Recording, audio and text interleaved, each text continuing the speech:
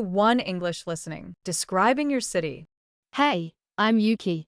I live in the United States, but I'm originally from Tokyo. I'm going to tell you about my city. Tokyo is a very big and exciting city. There are many tall buildings, restaurants, stores, and train stations. The city is usually busy, especially in the morning and at night.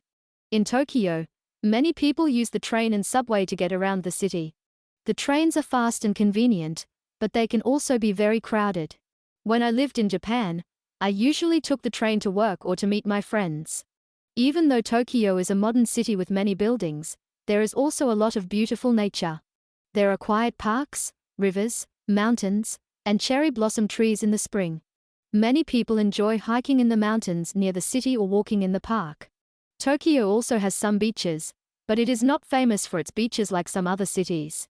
There are many fun things to do in Tokyo. You can go shopping, eat delicious food, visit cafes, or sing karaoke with friends. My favorite thing about Tokyo is the food and the convenience of the city. I also love how clean the city is. Sometimes, I don't like how crowded and noisy Tokyo can be. Life in Tokyo is very fast, and people are often busy.